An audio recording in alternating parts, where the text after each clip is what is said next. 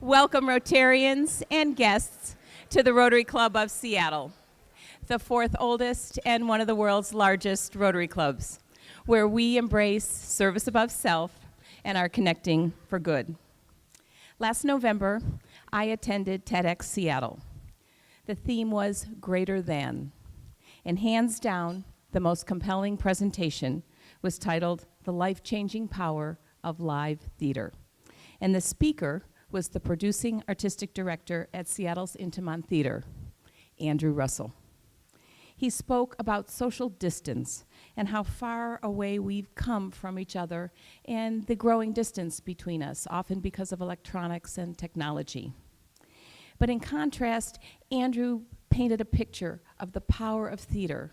In fact, anytime a group of people come together for a shared experience in the same room, it's really special.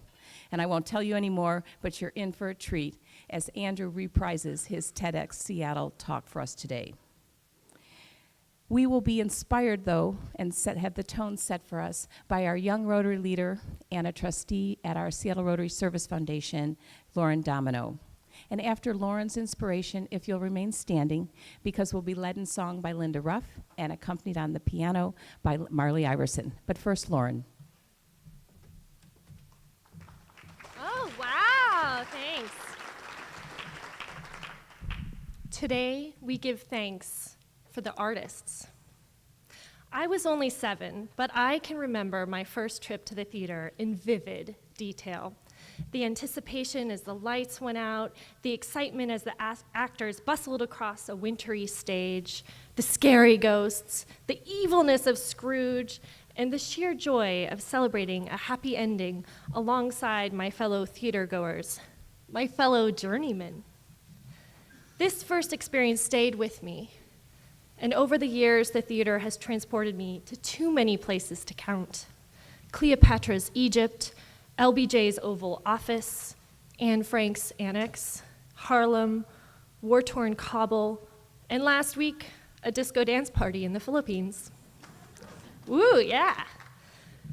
The arts are often thought of as a nice to have and not a need to have, but our stories make us who we are, the collective telling of which can lift our spirits, help us laugh at our foibles, question our choices, bring us closer to the universal human experience. Now more than ever, we need these experiences to unite us, to bridge our differences, to help us see through another's eyes. And now more than ever, it is our responsibility to step up and support those who make great art possible, the artists who are too soon forgotten once the stage goes dark. So today we give thanks for the artists who help us live more fully, who are the keepers of our stories, who have the power to communicate with us beyond words, filling our hearts and opening our eyes. Thank you. Well, we have 2 tables of some very special folks with us today, and I'm pleased to introduce Chris Otto. Chris has been a member of our club for about 3 years, but he's an example of someone who jumped in with both feet. And he's here to tell us what we need to know about our Winners for Life scholarship recipients. So Chris, thank you for all you do for the club, and in particular for this big Winners for Life initiative.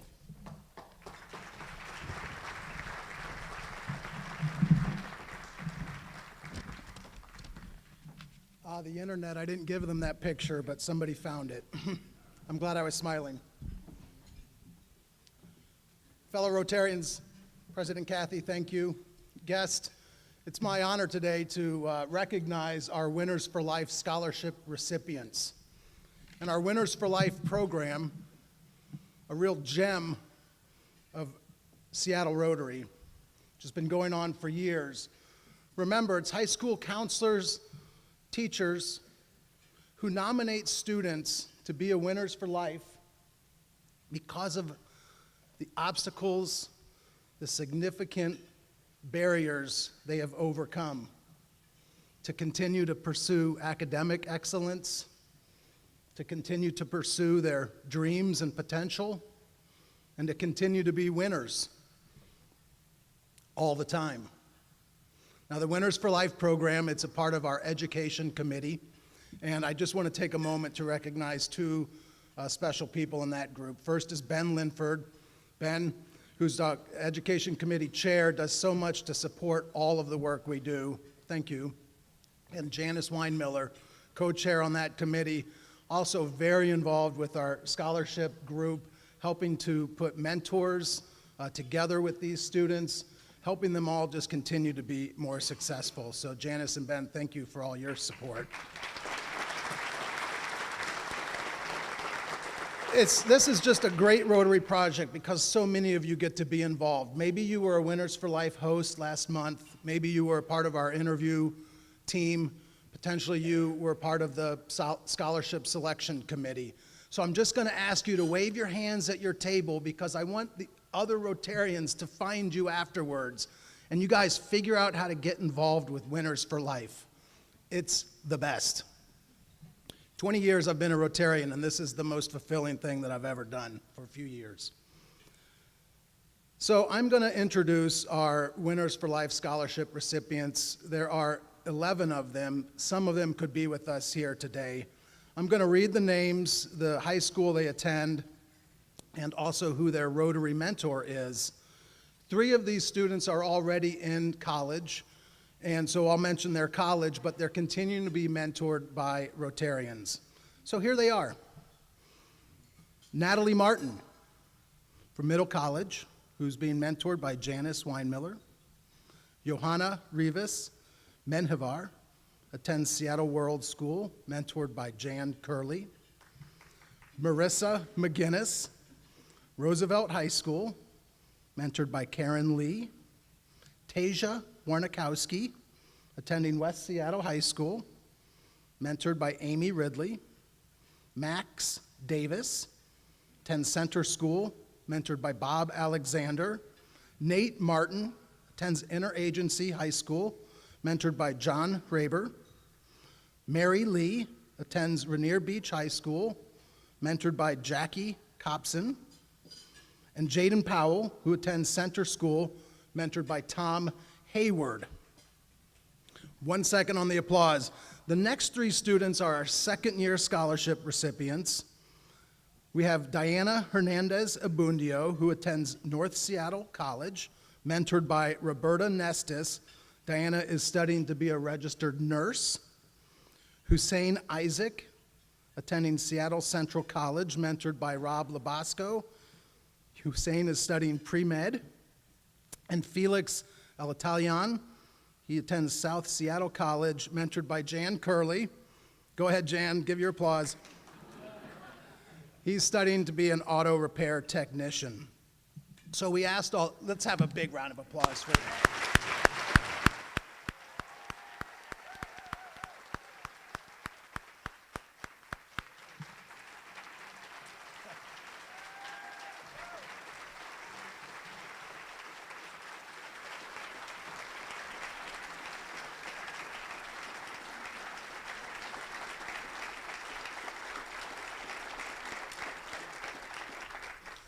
Well, we asked each of the students to come up with a one-word answer on what it felt like to get the scholarship. So we're going to pass this mic down the line and hear their answers. I haven't pre-loaded any of this, so let's see what we get. We're going to start with, actually, I'll tell you who we have. We have Tasia, Mary, Natalie, Johanna, Nate, Jaden, Diana, and Hussein. So we'll start with you, Tasia.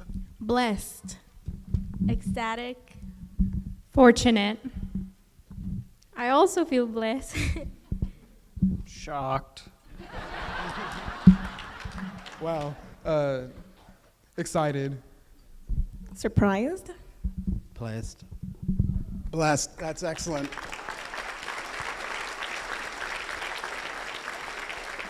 One of our students who's getting a second-year scholarship is Felix, and he couldn't be with us today, but he wrote the group an email, and I want Diana and Hussein, registered nurse and pre-med. So just listen, okay?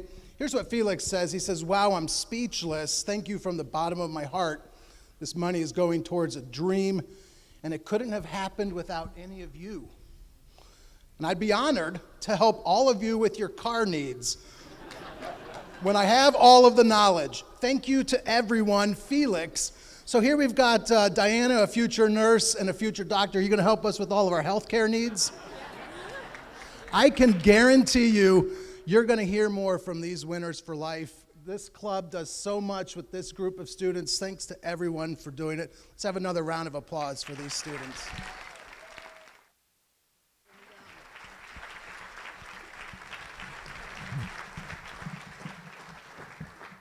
And again, big thanks to our education committee for organizing this whole program to recognize the students who've overcome incredible barriers and have gone on to continue their education. Well, I'm excited to launch the main part of our program today. And to do so is our member, Jim Duncan. Jim has been a member for our club. This is actually your 25th year. You joined 25 years ago, Jim, at age of 5, right? Anyway, Jim has served on our club board, and I was very grateful because Jim said yes to me when I asked him to chair our Rotary Foundation campaign this year. So thank you for that, Jim. But Jim is also a big arts enthusiast, so I couldn't think of anyone better to introduce our main program today. So thank you, Jim, for all you do for our club and for the intro today to a great program.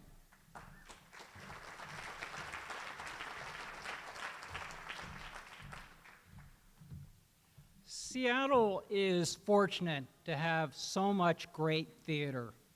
I mean, we are really lucky. Not only do we see the power of theater all across our city and our region, but a lot of our work is started here. Work is workshopped here.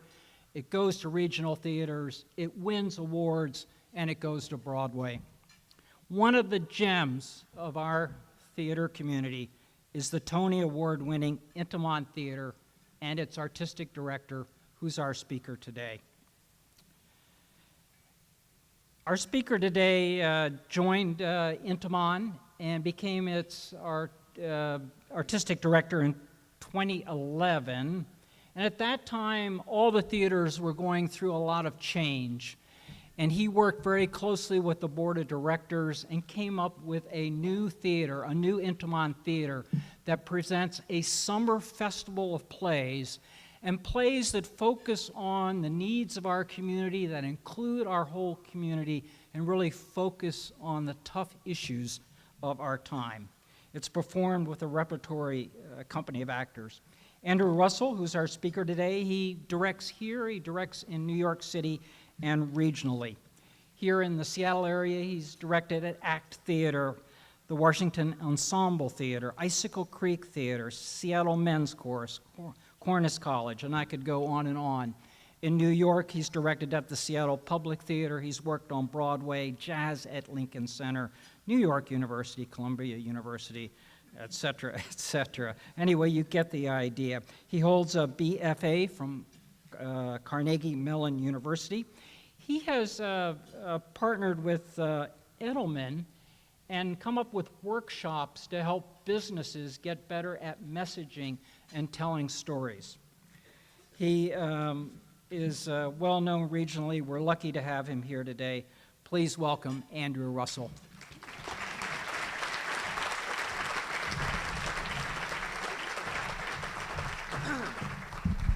Hi, folks. Wow, okay. I know you all just ate, and I know blood sugar is real, but hi, folks. Hi, wonderful. What a pleasure it is to be up here. Linda and Marley, thank you for what was without question the highlight of the day, singing There's No Business Like Show Business. And it was weird, I noticed that people were looking at the lyrics, and I was like, why are they looking at the lyrics? Why don't they just know this? So thank you, Kathy, for inviting me to be here. Thank you for all of you for the impact that you have on our community. This is a talk that I gave in November. It was a very different time, but the lessons, boy oh boy, are still applicable, and I'm excited to share it with you today. So when I was a little kid, my parents were very seriously considering putting me on Ritalin. Yeah, people who have met me are like, well... But instead, they decided to enroll me in a theater class at the Civic Theater of Greater Lafayette in West Lafayette, Indiana. And the infamous director and teacher of that class, her name was Ann Wells. She took one look at this child that had been labeled overly energetic, hyperactive, definitely on the ADHD spectrum, and she said, that right there, that child is an artist. And that artist is going to change the world. I know. That's a very stressful, tall order for a overweight 13-year-old gay kid in the Midwest to figure out. But I think I'm getting closer. I think I'm getting closer to understanding how the lessons of theater and the lessons of storytelling might be how we actually make sense of ourselves and might actually change the world. And I will also add that as we are looking at access for all and as we are examining what it means for children to have access to the arts, to the theater, I would encourage you to think about making that possible come August. That's no official position. It's my position, and I officially carry it. So I think I'm starting to make sense of what it means to change the world through storytelling and through theater making. And while my parents were busy deciding whether or not to put me on Ritalin or what really on earth to do with me, I kept myself busy with a lot of very rigorous hobbies. I would mow our endless lawns. We grew up with 10 acres in the Midwest. I would think about what I would or wouldn't say if I were ever on the Rosie O'Donnell show. Has anyone else considered that? Raise your hand if you've ever thought, oh God, what will I say on the Rosie O'Donnell show? Great. I would watch Footloose over and over and over again so that I could learn the dance moves, also called Stare at Kevin Bacon's Hips. I'm not alone in that, I imagine, as well. And when I wasn't doing these very hard, complicated after-school activities, I was busy watching every single movie ever made starring Whoopi Goldberg. Whoopi Goldberg. It was really the wonder of Whoopi Goldberg as Sister Mary Clarence in Sister Act 1 and then Sister Act 2 that really put the pedal to the metal. And it was in seeing her work that this very awkward kid who collected chinchillas, named his body parts, played Barbies with his sister, sang Meatloaf with his brother, realized that actually, in fact, there might just be a deeper voice. Because after all, if a nun can find her voice, why not me? I remember the exact moment that I went into the video update in West Lafayette, Indiana, which is a place where you used to go to get the VHS tapes that you would then go home to watch. And I remember the day that I stumbled upon Whoopi Goldberg's 1984 solo show that she did on Broadway, where she played all of these multiple characters. And I remember rushing home and putting it in the VCR in my room and watching for hours on this 13-inch screen Whoopi transform and become all of these different characters. And I raised my glass of Mountain Dew as if it were champagne, and I said, thank you, Whoopi, for transporting me from these cornfields of Indiana to Broadway. And I said, that right there is what I want to do.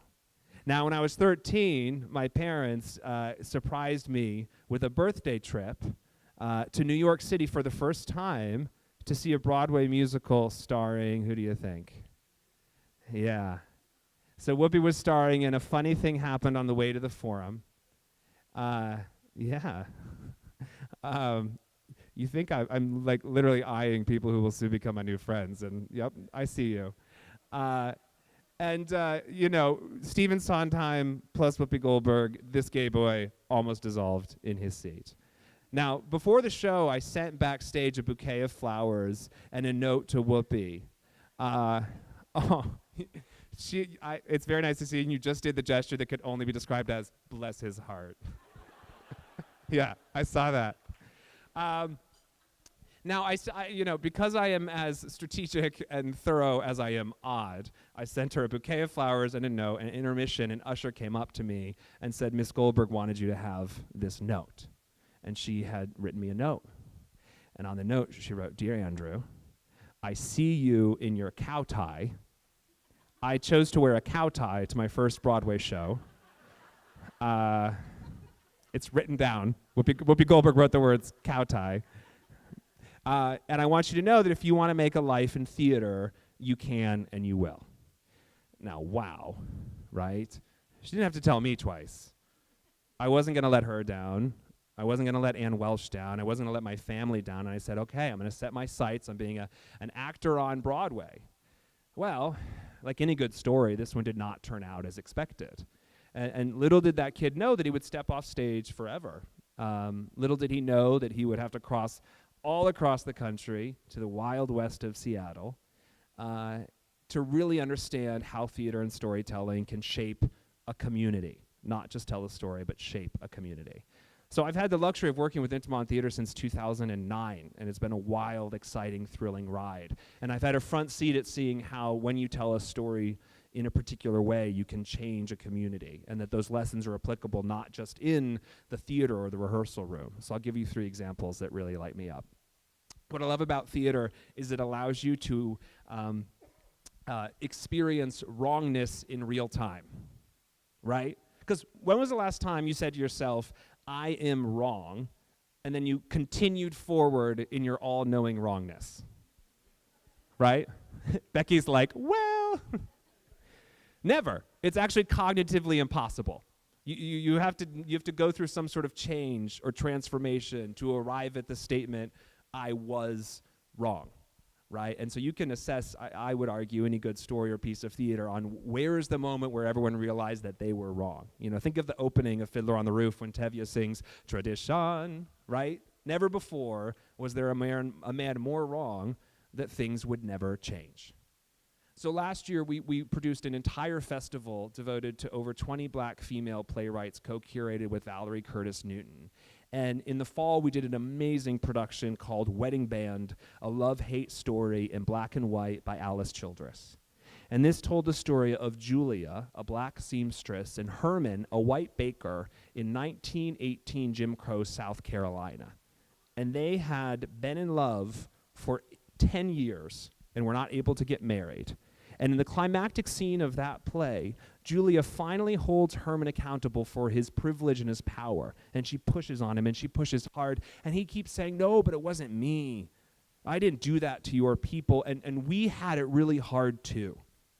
But she pushes, and she pushes because what she says is that what you don't say, you swallow down. And she finally gets him to a place he's never been before. And he admits, and he says, I was wrong. I'm sorry. And only in that moment are the two of them and the room full of people that are surrounding them able to begin their healing.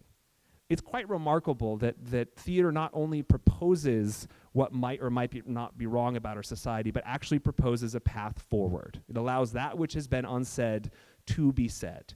In this particular moment, it's very simple. It's a white guy looking at a black woman saying, I failed you. It wasn't the law, it was me. And what's beautiful is I like to think that the actors then take that ball, they toss it to the audience, and they say, what are you going to do with this now? Because you can't unsee it. And you saw it not just through your ears in a podcast, not just on a screen alone, but with everyone else in the room that actually physiologically does something different to you. You know what's exciting? At this moment, very literally anything could happen. Anything. Isn't that exciting? Right? Doesn't that just like make you just lean forward a little bit?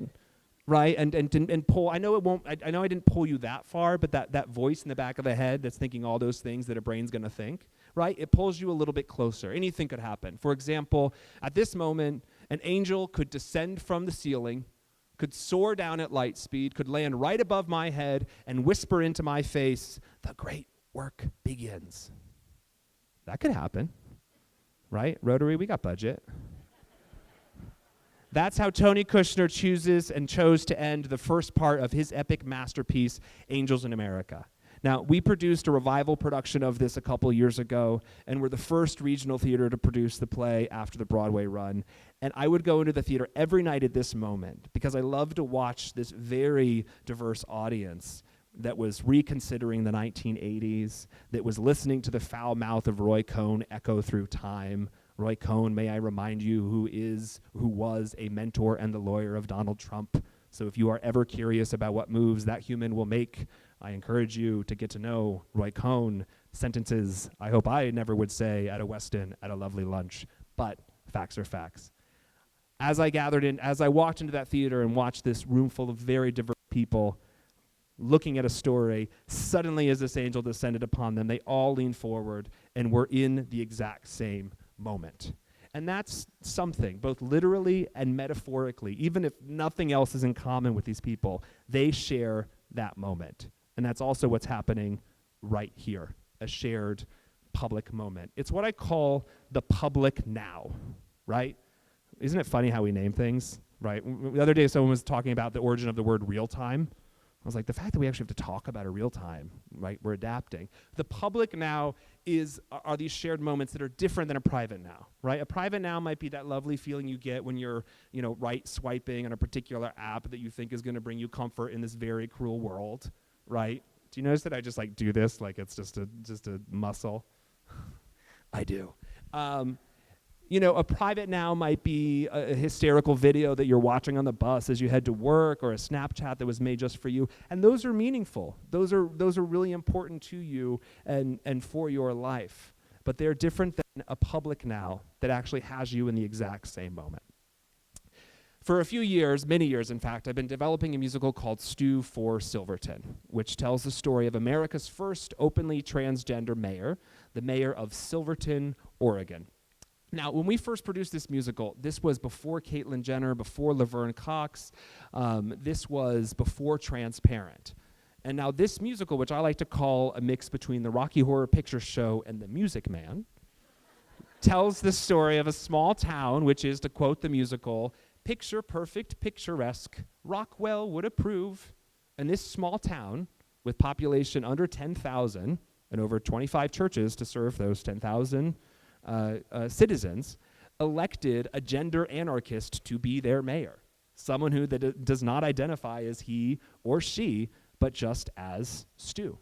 Now, when Stu was elected, the Westboro Baptist Church showed up to protest, marched on flags, said God hate fags, did everything that a Westboro Baptist Church does. And what could have been a horrible, ugly, terrible day actually turned into something quite beautiful. And 200 townspeople, men, women, children, the man that ran against Stu for mayor, dressed up in women's clothing and marched the Westboro Baptist Church out of town. So through the all-American form of the musical, we asked audiences to consider a small town deciding who it was that was going to represent them and what it means to elect someone that's not a he or a she, but whose name is Stu. And we asked this audience to really put themselves in a very different set of shoes and think about what it might be like to face the world. Now this is called empathy. And whether you're ready for it to happen or not, if you enter a theater, and I dare say it, if you leave your home, it might just happen to you. Now, people love to say that because of all the technology and because it's 2017, people are so bad at talking to each other. Because we were real good at that in 1964 and 1864, right? And it is something we've always been trying to figure out, and we need simple tools to make sense of it. So for me, the three key things from theater are when we admit that we're wrong, we change and we grow. Although that is hard. When we let ourselves be surprised and live in mystery because anything really could happen, we change and we grow. When we put ourselves in someone else's situation and say, what is it like for them? How difficult is this world for them in a way that we have not yet considered? We change and we grow, but that one is the hardest of all. It is really hard, and it's getting harder, so we have to find the simple tools to make sense of it. For me, those simple tools are theater and storytelling.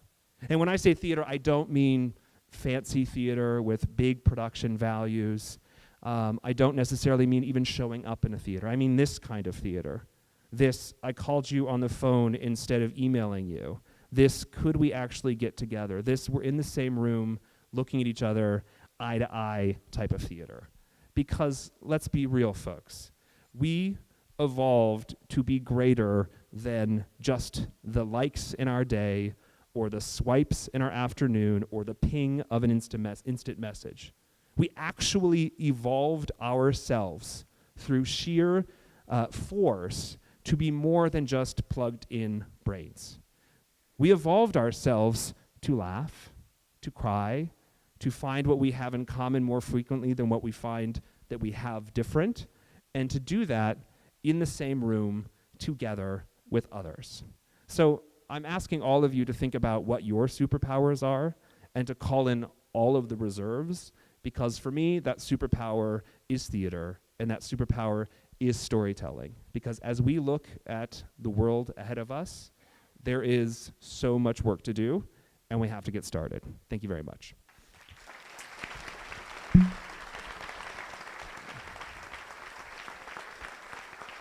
So I want to introduce a new co-leader that I have at Intiman. And as someone who transitioned into Seattle almost 9 years ago, which makes me think about 4 more things to talk to my therapist tomorrow about, it's with great pleasure that I announce and share with you that we hired a couple months ago a new executive director in Philip Chavita, who relocated here from New York, who has had 10 years of producing experience in nonprofit and on Broadway, and is a Tony-nominated producer on the Broadway show Eclipsed. And I'm thrilled to have a partner in Philip. Those of you that I've worked with, and I know you know how hard and how okay, yeah, so, well, that's perfectly timed based on all the conversation we just had. So it's with great pleasure to have Philip up here, who I wanted to make sure that you could meet, and also as we go around the room with Q&A, the two of us would like to share that. Do you want to say anything? Hi, Andrew. Hi, buddy. Hi, everybody. Hello, Rotary. Yes. And that sugar kicks in. I like it. Hi, I'm Philip Chavita, like Andrew said. Oh, another round of applause for Andrew. No, yes? You don't need to do it. Yes. I've been in Seattle for 3 months, and we're straight into rehearsals, straight into educational programs. A lot's going on. I'm doing a lot of new things, too. I went to my first Mariners game, and they won. Fireworks are awesome. Another new thing I did is I met a local celebrity. I met Marcy Silman, and she interviewed me, and you may have heard me speak yesterday on KUOW. Yeah, that was fun.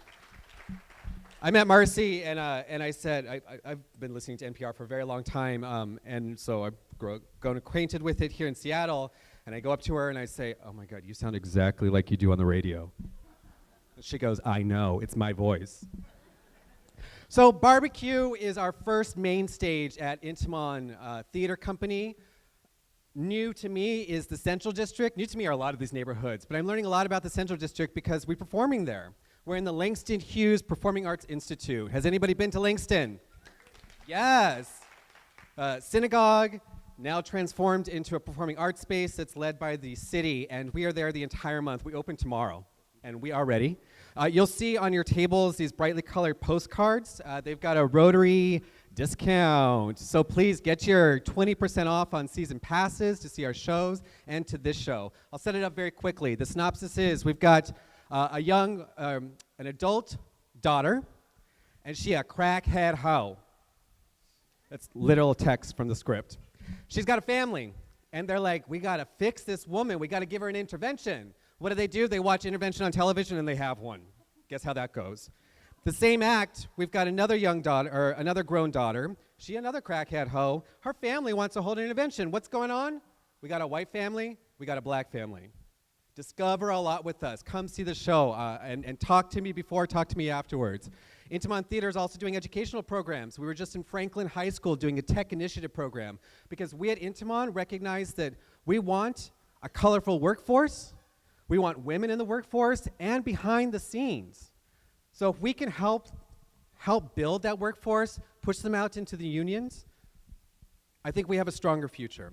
So we were at Franklin Institute. We were teaching the students how to hang instruments, how to make a light plot, talk with them a lot of things. We also have an emerging artist program where we also work with young individuals on how to get into the workforce again. So we've got a lot of educational programs happening. Our last show, Sarah Porkalov. I hope you get to know her very soon. She's a Filipina activist, playwright, singer extraordinaire. We're producing her one-woman show about a Filipino gangster grandma. We do weird things. Come get weird with us, please. Sarah talks about her grandma's migration to the States, going from this Filipino, spoken lounge singer, had status, lose it when she got to the U.S. So I invite you to come play with us, learn more about us, intiman.org. Come talk to me. I hope New York is also represented here. Yes, thank you. And thank you for having us, and I think now we're going to do a Q&A. Yeah, you thought I had a lot of energy. Welcome, world. I just finished dessert. So I got our first question over here, Steve Green. Thanks so much for coming. I'm curious to know, what are you working on now? What's the next stew? What's the next what? Stew. Did you see Stu? Yes. Did you enjoy it? Yes. Good. What if you were like, no, and I just ran out of the theater? I think what I'm most excited about is I've written a musical about whistleblowers and what it takes to tell truth in America with Richard Gray, who a lot of you might know, who's a composer in the city. And it tells it through a one male actor who plays Edward Snowden and Jack Ruby, and then two women, one who plays Dorothy Kilgallen and one that plays Laura Poitras. And it looks at those the two secrets. One is how JFK was assassinated, and one is the surveillance of NSA. And they are exactly 50 years apart, 1963, 2013. Laura Poitras was 51, Dorothy Kilgallen was 51. If you don't know who Dorothy Kilgallen is, think Oprah of the first half century, but she was murdered because she had the facts about how JFK was assassinated, and now I might be assassinated. Yeah.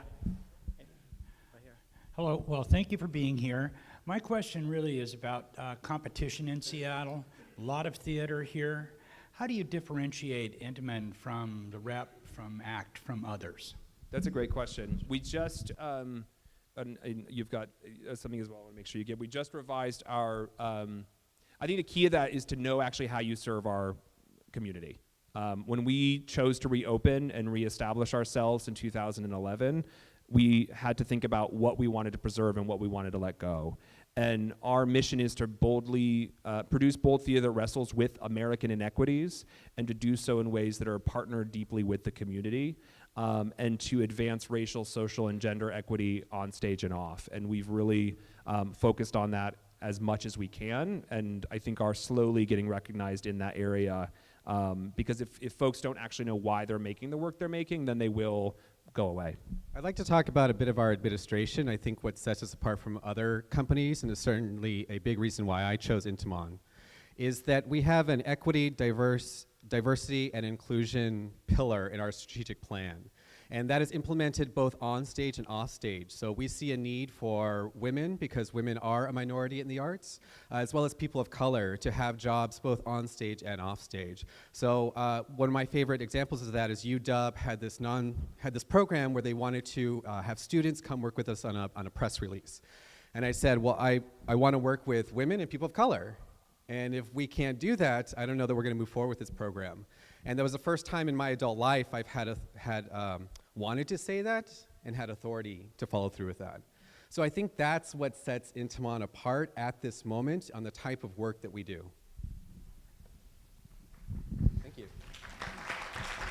This is really sort of a lead-in for you, Andrew, for those in Rotary who may not know what your reference to August was. Would you like to tell them? What did you just say? Access Now? August, you mentioned... Yes. Yeah. Yes. Because they may not know what you meant. I'm going to give it like a very high level, and then Laura, do you want to actually speak to that? Do you want to? You did a good I don't know if there are like Rotary rules that I'm breaking right now, and like I'm going to go down in some sort of like testimonial, but you don't need. No one's fault. This is a community meeting. This is why we do what I think humans were meant to do in the world. Hello. I believe he was referring to Access for All, which is a proposal on the ballot, August 1st. The executive director of the nonprofit is back there somewhere, or he was, Jim. And essentially for $2 a month, if you vote for this proposal, $2 a month per household, you can make sure that kids all across King County have access to the arts, culture, and science here in King County. Is that not too political? Thank you, Andrew. I think it's so important. Yeah. Other questions? You mentioned public radio, the president's budget calls for eliminating the Corporation for Public Broadcasting funding to zero, and also eliminating funding for the National Endowment for the Arts and National Endowment for the Humanities. Can we really continue to ask a coal miner in West Virginia or a single mom in Detroit to pay for these programs? That was the White House budget director. In the face of that, so the administration is essentially saying the money's out there, you can just get it privately. But I'd love to hear from you guys what your thoughts are on that. Yeah, it's disheartening. It's also not new. Unfortunately, if you look at what American nonprofits and organizations get relative to other countries, et cetera, it is low. That it does of course have an impact. I think that what we've learned is that the more we focus on the community we serve and who's receiving the benefits of that work, yes, from a philanthropic point of view, but also to think entrepreneurially about what we have to offer. Jim spoke to it briefly, but we do an incredible partnership with Edelman where we take working artists into organizations and companies to do trainings on what storytelling is and how theater works, because they teach college classes on how to talk on the phone. They don't, like, eye contact is, what? Oh, great. It was very serious. Well, Andrew will keep talking. I love that. Oh yeah, I mean, I'll hear where it's, but I will wrap this up. But I think what's important is to realize that the arts actually have market value, both having it in the region and how it's offered out into the community, and to find other entrepreneurial ways to fund it. I would need at least 4 more minutes of your time, which I'd be happy to have with you, to dive into that more deeply. There's a stern and I have something very quickly to say to that. If you listen to the KUOW story, you heard that I grew up in a mining town where we mined copper, silver, and also worked on the railroad. So I come from people who invested in the arts. I was put in community theater as a kid. And now I get to stand here and I get to talk with some of Seattle's best. I get to travel around the world talking about theater, and I think I'm a quantitative example of how that works. Thank you for asking. Dig it. I could do this all day. Thank you all. Well, live theater isn't the only life-changing experience. We also have Rotary, and it's a shared experience as well. Whether we're here together at a lunch meeting, participating in a service project, going on a hike tomorrow night, whatever you decide to do, I'm going to encourage you. My call to action today is for all of us to really be active and engaged Rotarians in the coming month, the last month of this Rotary year, and to start to walk our talk in our Seattle Rotary 2020 plan. Let's be inspired leaders connecting for exceptional good. We're adjourned.